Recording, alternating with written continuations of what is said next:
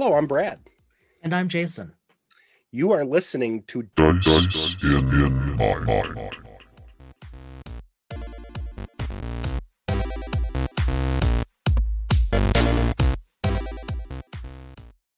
We have, between Jason and I, we have become a bit of Twitterholics. And one of the things we've really enjoyed doing is connecting with gaming companies, both large and small. Yeah.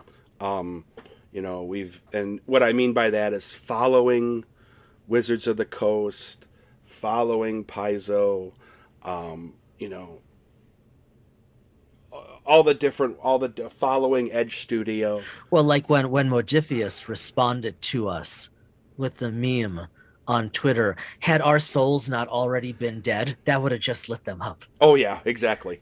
Yes. So, um, we're like kids in a candy store when it comes to Twitter. We have learned over time that we fill an area that doesn't necessarily match others, and I've posted this multiple times. Don't drop something to listen to us; just add us to the mix. And one of the things why I said that is both Jason and I search and follow, and we have come across smaller gaming companies that have built phenomenal gaming systems. You have Yeah. small companies like, Burning Wheel, for example, is one. I've got, a couple of the homebrew systems that were hmm devised by um, the original 3.5 systems. Well, Um, you're a big fan of Green Ronin. We're big fans of both of us of Evil Hat. Those aren't little anymore, but there was a time. no, but I think sometimes people forget that um, outside of, I consider Edge now just because of Star Wars and Yep. Genesis.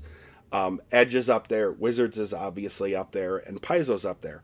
And there's a lot of good studios, like you said, Green Ronin, Evil Hat with the Fate system, Modiphius with Star Trek, and actually, as we record this, I'm waiting for an arrival of a Modiphius package. I don't even know if Jason knows about this, with Black Friday special, like the Mutant Chronicles series of You role just playing can't help books. yourself, I can you? can't. I You can't. can't. And then there's one. I'm not gonna name it. It's Luminol or something like that. It's like um, England, like medieval England or modern England with magic and everything. It seemed like an interesting read, if not a game.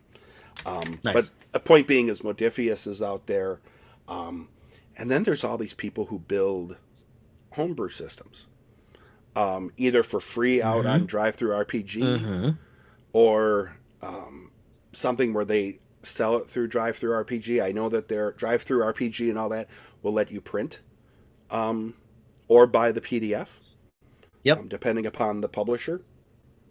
I actually have a book coming from DriveThruRPG. I had it printed of solo play for one of the games I'm working on, or I'm playing solo, just for the heck of it.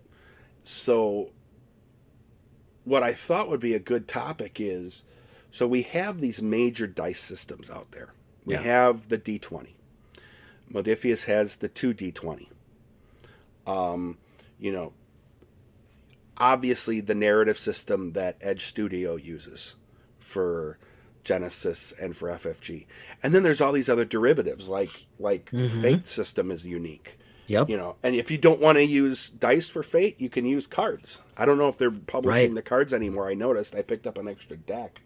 Um, but you have the old D6 systems.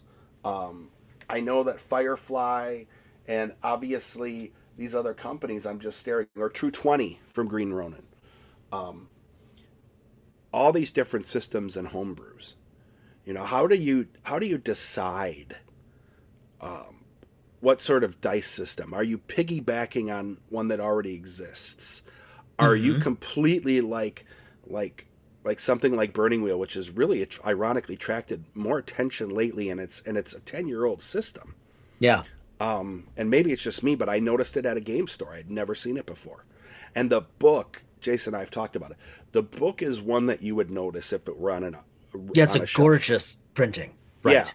So how are these people utilizing, because we obviously haven't been talking about homebrew other than, our Star Trek to Genesis project. Mm-hmm. Are Mm-hmm. you using dice systems that already exist? Yeah. How are Or you are you, adapting them? yeah, how are you adapting them? And why this was fascinating was, we did that little air quote experiment a while Yep. back where we were Yep. dice rolling for our That was decision fun. making. Is there a way for us to actually take a situation and dice roll it and see if we get enough variance that makes one system better than the other for our own purposes? Right. I think that's difficult to do, and Jason, being a researcher, would know, obviously, if there's a way to create a hypothesis and act on it better than anyone I know. But ignoring that, homebrew. And Jace, you've been watching this as much as I have on Twitter. It's been a tsunami of homebrew material. Yeah. And I don't know what your thoughts have been on this. It's just fascinating to me how people are choosing, D6 or a 3D6 Yeah. system or a Yeah. D20 or a 2D20. What makes them? Is it their background in history? Mm-hmm. Is it their experience in playing a game?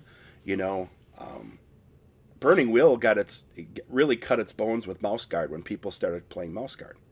Right. I Well, don't like know. like Dr. Tim Woods told us, right? We're like, what? Tell us more. Yeah. Yes. Yeah. I don't know. So there are two elements that come to mind for me here, especially based on what we are reading from others, like you said, on Twitter and elsewhere.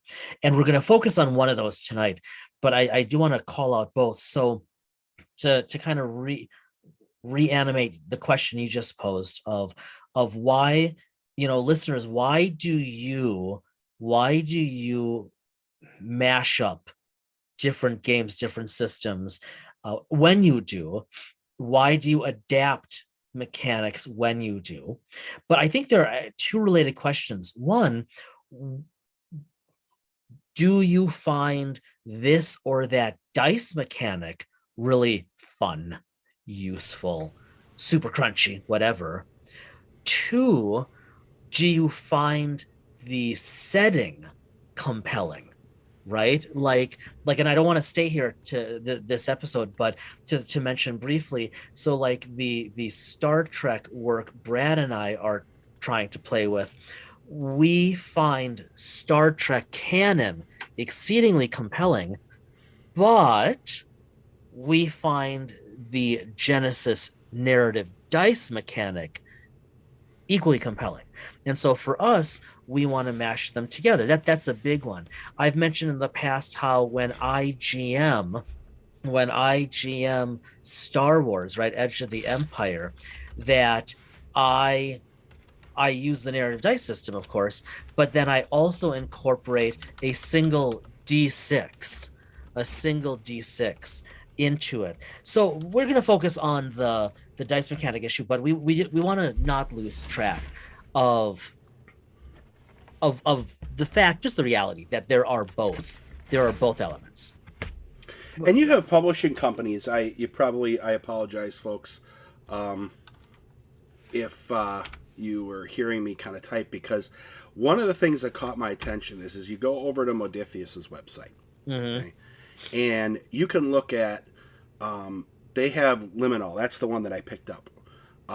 They have Dune that just came out. I think someone I saw just picked up Dune. They have Alien. They have, obviously, Star Trek. They have Fallout, which is obviously a video game that was very popular starting in the 90s. They have Judge Dredd. Then you go over to Green Ronin, and Green Ronin, I've noticed, in maybe someday we'll get to talk about this with them. I've noticed that even with True 20, there's been some movement on True 20. They have Modern Age, Fantasy Age, which we've talked about, Mutants and Masterminds, Dragon Age, the True 20 system, which came out at around the same time that Pathfinder 1 came out. The Blue Rose RPG, which I really don't know a lot about yet. But each of these companies is utilizing similar. Right. If they are building their own system, they are kind of latching onto a mechanic, and I don't mean that in a negative way. No. Um, Quite the you opposite. know, they've in effect developed what they believe to be a really good mechanic for themselves, Yep. and then worked with it. Same thing with Wizards. Same thing Yep. with Paizo. Mm-hmm. So same thing with West End Yep. back in the D6 days. They obviously moved. And I know the game. I'm gonna mess up the name of it. Call of Cthulhu, right? Yep. Is that how you pronounce it? Yep. Thank you. I know the game because I actually picked it up cheap, but Jason hasn't seen this yet. But the dice for these Brad's things. doing the dice. Okay, lift him up. Let's see them. So this is why is it not? Oh, it's hold on. Let me turn. Brad is having a technical difficulty, but no, I'm going because to assume I'm using a faded background. I know. And it's not, I know. But I'll show you later. The dice for these are they're just plastic. There's nothing unique about them. They're just absolutely gorgeous. But they have their own system. Right. But they have D20, D4s and all that. Yeah. And maybe this is a rhetorical question, or this is a question that we can't answer because we don't have some of you homebrewers out with us yet, which we would love to do, by the way. Yep. If, you and I are looking at dice systems, obviously you've lived a lot in the D6 world and the Edge Studio world. I lived more in the D20 world. And have started to get into the 2D20 stuff with Modiphius and so on. I'm fascinated by this idea, and it's become more and more apparent the more we dig into the Twitterverse. Yeah.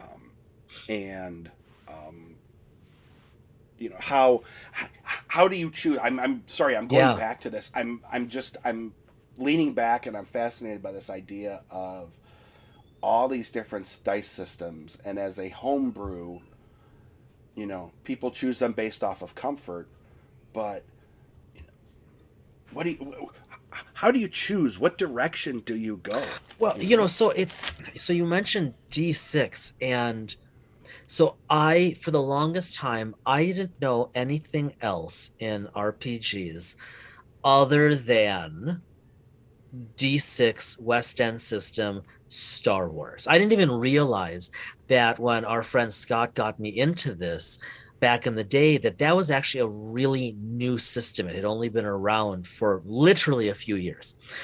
I don't even remember how to play it other than just the most general mechanics. However, I remember like where I grew up, my hometown, it was a small city. I didn't know anything about D20, Brad. I mean, I saw them at our one shop, but they weren't accessible and I wasn't going to spend any money. And so I could go anywhere and I could pick up a pack of D6s, right, for cheap. Yeah. And now it's different. I mean, now you can go into any friendly local game store and you can pick up for like $10 or less an intro set of D20s, etc., or of gorgeous D6s or whatever. Less so Edge Studios narrative dice, courtesy of Fantasy Flight. However, those have proven sufficiently compelling that people are willing to pay for it. People like me willing to fork over enough money for 2 sets so that one has an adequate number of greens and purples. Right. And so for some people, I think some of the time it's a matter of not merely familiarity, but access. Oh, that's a good point. I mean, when we, I actually got my wife to go to a game store, and Jason didn't believe me. No, it was brilliant. She sent me pictures. Yep, pictures were taken. A cry for help as well. Yep. Pictures were taken to prove it. That's great. And one of the things she asked about, because there's a whole table full of dice for purchase, and some of them were quite expensive. Yeah. And so she wondered about that, and it's because dice are like identifiers. And the D6 system, even with like the Age series, it's a 3D6 system. Yeah. So 3D6 plus your ability score plus your focus bonus versus your target number. It's a unique system again, and they've Hmm. modified it from Dragon Age to Fantasy Age now to Okay. Modern Age. How hard is it to get a set of 7 dice? You can go out and pay $7 or $8 on Amazon and get a bag of them. Right. Right. But when FFG looked like the games were up. Remember, I tried to get them, and I was looking all over town to find just a single package. Yeah. Yeah. And so, you know, I think it's gonna be difficult. I know there have been people that have written conversion tables Yep. for using 6-sided die and so on with the FFG/Edge Studio system. But you also don't want to do anything that's cumbersome, right? In the Star Wars, the FFG Star Wars, and now Edge Studio Star Wars books, especially the core rule books, they're really upfront about the conversion of you don't even need to buy our dice. Here's how to do it, and that's really neat. However, that's a real hassle too. Now, yes, you can download the app on your phone, right? I forked over whatever it was at the time, the $5 for, I gotta look here, $5 for the Star Wars dice app. And then on and around free RPG day this past year in 2021, they were offering, Edge Studio was offering their apps free. And so I picked up, just opening it here, it's good looking. I picked up the Genesis app for free, Yes. right? Just because I wanted to, and I haven't worked on this yet, I wanted to learn, right, the symbols, because I know the symbols well for Star Wars, but I don't know the symbols yet well enough for the Genesis general system, right? And so there are ways to get into it inexpensively. But I think when we start to talk about having to convert or whatnot, then you're doing it for kind of the love of that process, and it's not about the game anymore. Well, that's what. As you were bringing that up, I'm looking over where I have dice sets, and I have a couple Genesis. When I thought they were going under, I went to a game store and they were having them cheap. So I think they're normally what, 12, $13 for a set. I think I bought 2 sets for $4 a piece, Wow. just to keep handy. But the Uh, but the challenge is, yeah, yeah, yeah, I know. Keep going, keep going. yeah, just to Yeah, keep just.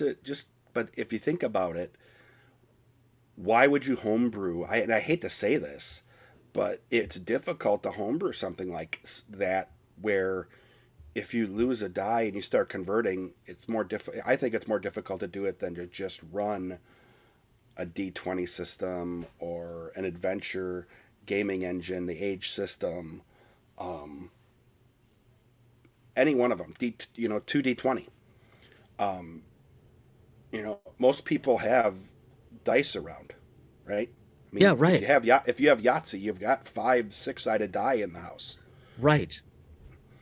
So I just think I think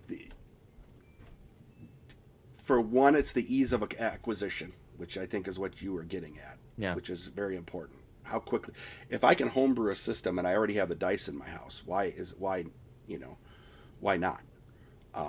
If you're using more proprietary type of dice systems, I think it makes them more difficult.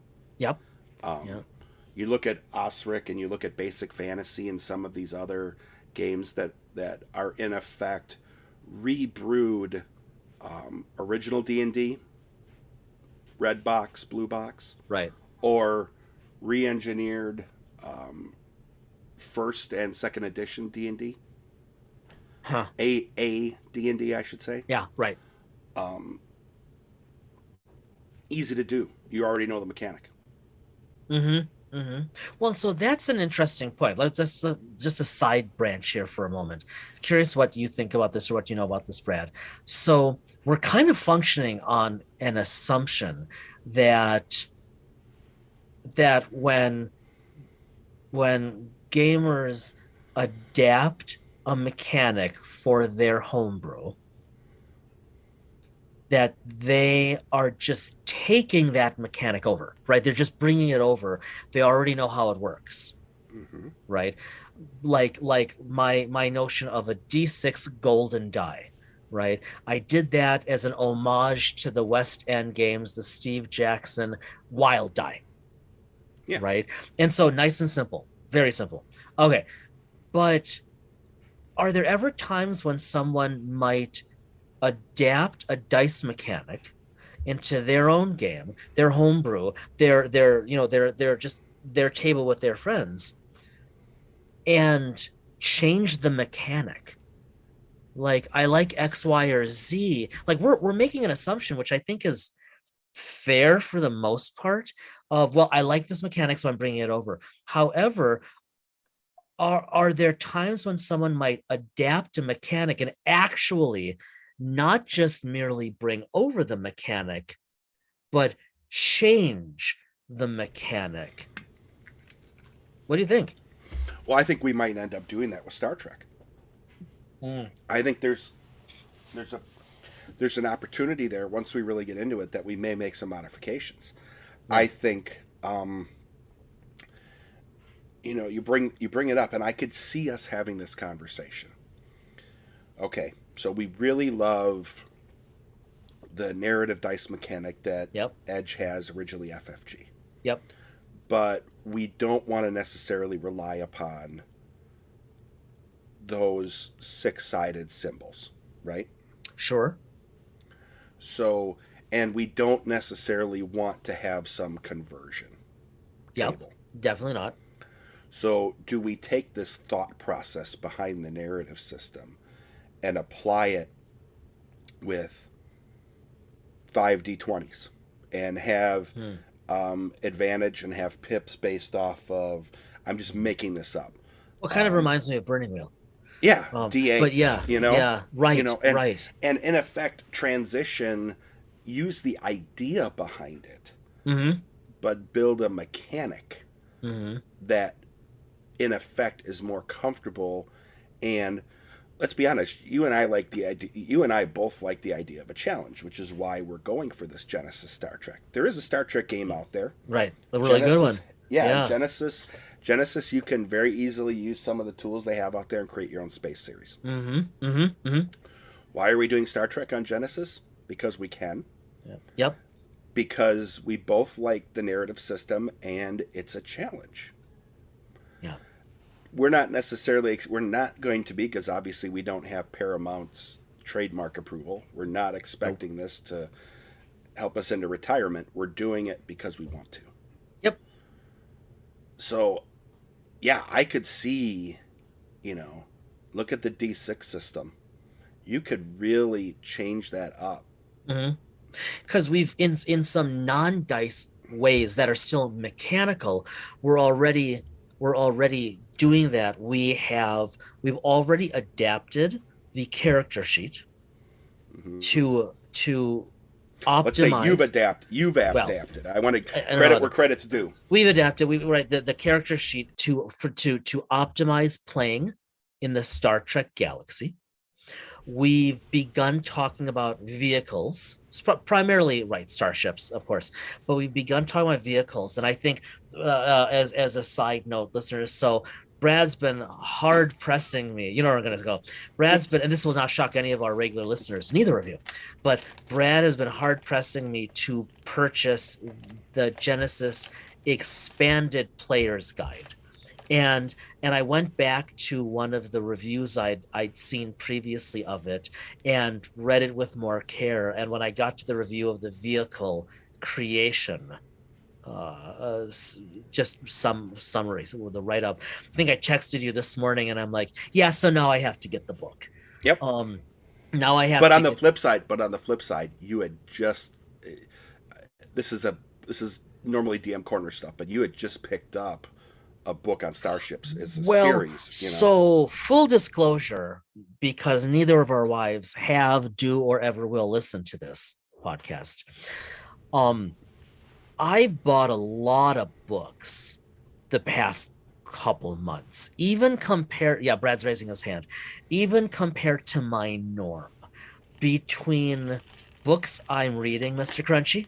I'm calling him out. Between you, Yeah. Brad just can't resist. You want to play with the Cthulhu dice, don't you? What's that? I Yeah. was just gonna pick it up and show you an example. Sorry. Oh, okay. Of one of the die. Oh, those So are it's- gorgeous dice. Yeah. See, Okay. Now I'm gonna put it away. Okay, now push them aside. And as just Yep. as another aside, I gotta say one of the things that's really giving me a problem in the Twitterverse, right?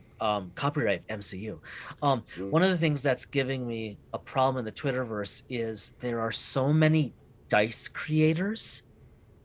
This kind of blows my mind, and I don't like having like I don't need lots of dice, to put it mildly, but there are some gorgeous, I mean, downright gorgeous dice. And lately I've been feeling a little weakened in resolve to not buy those. Okay, back onto buying books.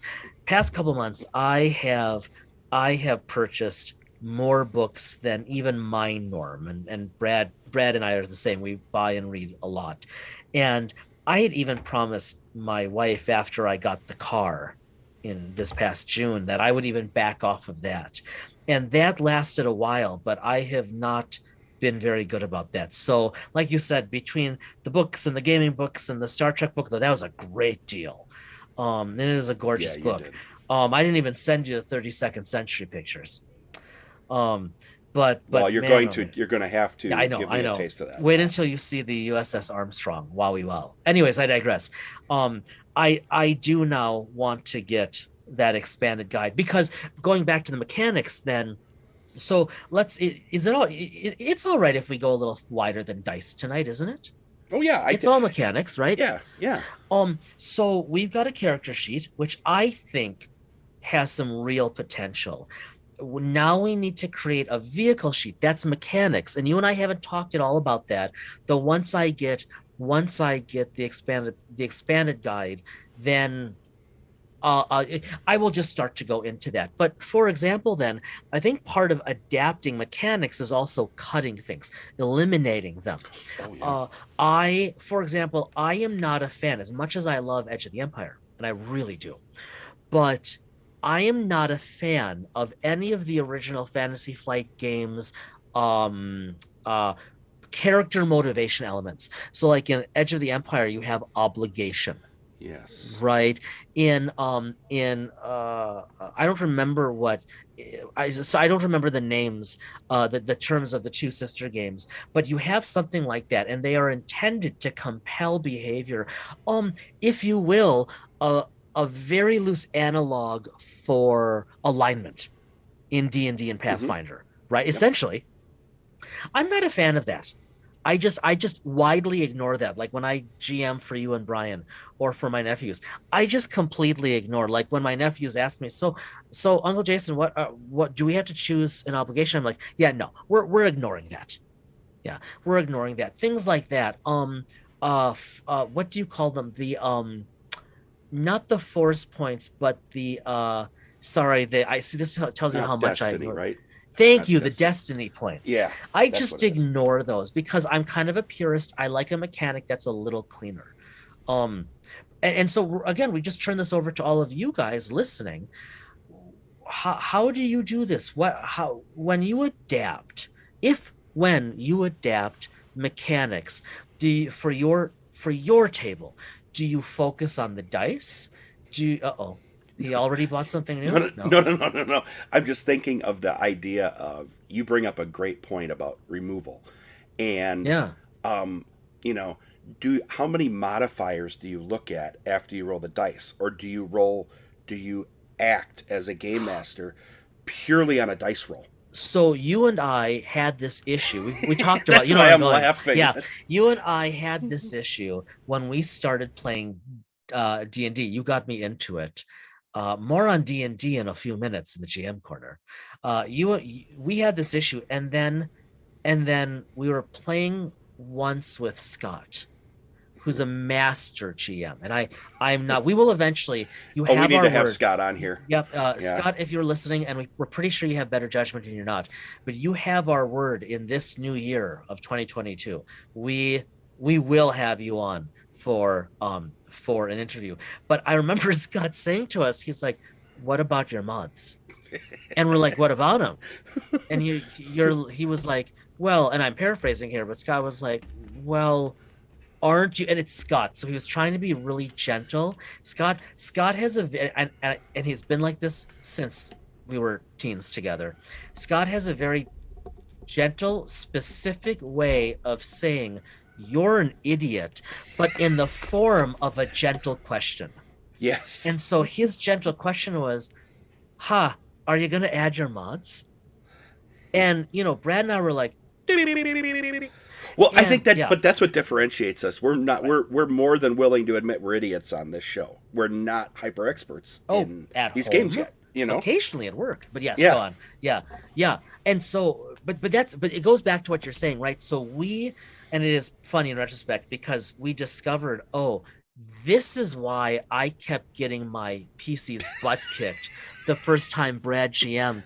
Like I couldn't do anything. I lost most of my HP in the first session, and then Scott comes on, and we're like, oh. Oh. Oh. But again, it goes to your point, Brad, of how many mods are too many mods, right? Like, I've been listening. You guys know, I'm a big fan of the Glass Cannon network, and especially their original Glass Cannon podcast. It's like sitting down at the table with Brad and our other friends, except we don't know these guys. It's Mhm. hilarious. It's beautifully GM'd. I've always loved radio acting, and I think they Mhm. really do that in the best sense of the words, going back to like the 30s and 40s, what they do. And and and right now, as they're finishing the sixth book of the Giant Slayer AP, right? They're like, they're into the 300s episodes just for this one podcast. And I listen, and they'll roll. Usually it's Joe O'Brien. He'll roll like a 5, but then after his mods, it's a 24 because I believe they're all 16th level. Yeah. So they're all playing as demigods, essentially. But that's what you're saying, Brad. It's like, okay, so how many mods are too many mods for you guys? Or maybe you like the Warhammer style of it is not enough, give me more, right? And you just layer it on unto each their own. It's what got you, Brad, into Pathfinder because you texted me for 4 months about how much you love the crunchiness. Yeah, and you and I work with data all the time in different ways. Um, I like data. I still would like to go back and play. Unfortunately, now they've got a second edition out already. They beat me to it. They beat me to. I didn't finish playing first edition. The idea of crunchiness appealed to me. Then I realized, okay, there's a learning curve with it. Pathfinder doesn't have a super steep one, but there's a learning curve, and I wanted to game quicker, and I didn't have the time or the mental energy to learn that. No. Um, Which is and why we and went to Pokemon. yeah, pretty Totally kidding. much. Yeah, Yep. no. Or Yu-Gi-Oh. Um, D&D gave us a good middling run. There's crunchiness with it, Yeah, that's what we but like about it it. is Yeah. also much very different than like first and second edition where you rolled a dice to take a step. You know, um, Yeah. Yeah. there's ability to be creative. Let's be honest, D&D allowed us in an easier way based off of who we were to be creative. Yeah. Um, Perfectly said. and it fit us at the time. It still fits us. More on that in a moment. Yes. But Yes. I was thinking about this as you were talking. You could, in theory, I know some games do this, but instead of modifiers, I think the narrative system is probably the best way to do this when we started playing, is based off of your levels of Mm-hmm. skill. You change the dice. You don't add points on per se, Yeah.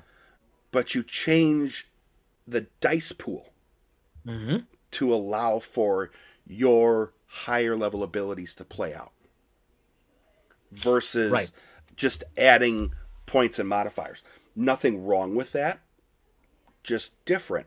And I think, in all honesty, I think I would love to see, if we're talking about homebrew, we're gonna convert and do some Star Trek Genesis, but it would be cool someday to look at a narrative system. I think Burning Wheel does this to the point where, I mean, it's just intense, in a good way. Can we build a narrative system using non-proprietary dice and limit the modifiers Yeah. and just allow to say, okay, based off of ability, you add X die, you add D4s, you add Yeah. whatever. And that's, as we wrap up here and get ready to wander over to the GM corner, that, Brad, brings me full circle to the start of this episode when you made a comment or an observation in terms of again, how well would various dice mechanics reflect real life. And this is going to have to be an episode at some point, as we're looking at the spring up on the horizon here. What we're talking about, what you're talking about, to my mind, is how much at the table do we want to play probabilistically with random dice rolls versus how much do we want to ensure is also stochastic. In other words, you have modifiers which limit the extremities of those likelihoods. That's we'll get there. That's been a long time in coming for us to talk about. Yeah, that's the microscope theorem. Where Right. Knowing microscope, where it's purely story driven. Yep. Versus some of the early editions of gaming systems where Yeah. story was driven purely by dice roll. So speaking of dice roll, let's Yes. wander over to the GM corner as we wrap up here, because we have very exciting news. We actually want to just mention quickly, not what we've been doing, but what we are about to do. So, you and I, we have mentioned before that we have spent so much time recording, and it's because we get so much joy out of it that we haven't been doing what we've been recording about. And that is gaming itself. Yep.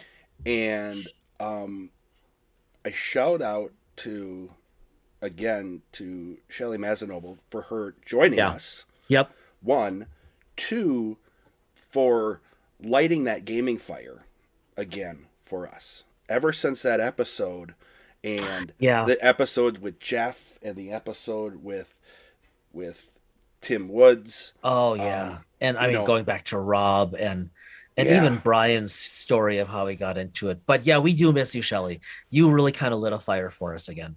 Yeah, and so we've wanted to play. And why? Because she was talking about DMing and her apprehension about DMing. And, have I had some apprehension about it? Yes. But all we've talked about was, well, it's just the two of us. Yeah. It's a duet. Yep.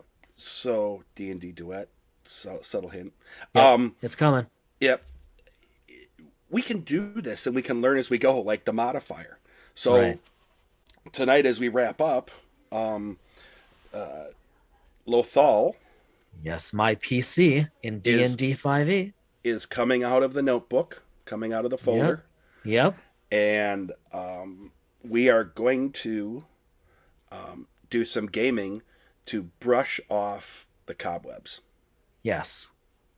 So, and we talked about it, and we looked at a couple different options. Were we going to work on Star Trek? Were we going to play Edge of the Empire? Mm-hmm. It came down to both of us have just wanted to do some D&D as part of, and we were thinking about like maybe just a one-off crawl. Yep. I want us to play. We call it Homeland, which is your world, world you my created. world. We're gonna do some Homeland just because there's been so much in these 30 some episodes. Yeah, amazing. That I have tooled after we talked with Shelley, after we talked with Jeff, after we talked with Tim, especially after we talked to Rob, and you talked to Rob with his world. I have been tweaking a little bit here and there. I don't know if we're going to get to it tonight. That can only hurt me. Yeah. No. It's actually, I actually have tweaked to make it more interesting for the player character.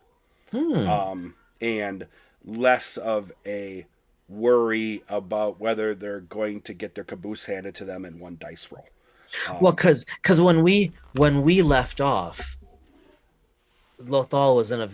I've been thinking about this moment for months of where we left off, where he was just defending the heck out of himself with his two friends, these NPCs, and I think that's the first time I've ever dropped a Marvel's line. Right, role playing. Remember, more of these NPCs come attacking in essentially this Coliseum, and Lothal's response was, I could do this all day. And then we stopped. Yeah. And so I've been fascinated with, okay, what's going to happen next? And hopefully also in a way that, like we had talked about, is a little less crunchy for you, because you had realized after we finished that session that the way you had set it up was getting really cumbersome for you as the GM. Yeah, and I'll give you a little hint going into the game tonight. There's going to be some folks that are going to drop you like third period French. So how you interpret that is you interpret that in your head and you'll see how it plays out. Well, but before we go, so that's what we're going to do. Yes. Has there been anything on your desk? We just talked about the Star Trek book that you picked up. That may be it. But anything else that's been on your desk from a role playing or gaming or just reading perspective that's been on your mind? I mentioned a while ago that I've been reading a lot of Becky Chambers. That I read when I was away. When I was away last month on the field study, I finished her third book, and man, are they good! And I've been chomping at the bit. Well, I just read the last novel in the Thrawn prequels, and that was very good. And now I'm reading some nonfiction, as is my wont, and I've got Ms. Chambers' fourth and final novel of the Wayfarer series on the bookshelf upstairs in the living room, awaiting me. I'm really eager to read that. I'm probably gonna. My thinking is I've got probably got less than a week, about a week more of reading what I'm reading right now, and then I really want to jump into that because they're just so very, very creative. I would love to get her on the podcast someday and just ask her to talk about how she comes up with this stuff, because it's just brilliant. So that's it for me. How about you? No, I was just gonna say one that tells you for both of our listeners, both our listeners know us, but that's Right. an example for all of you that happen to have gotten this far into an episode.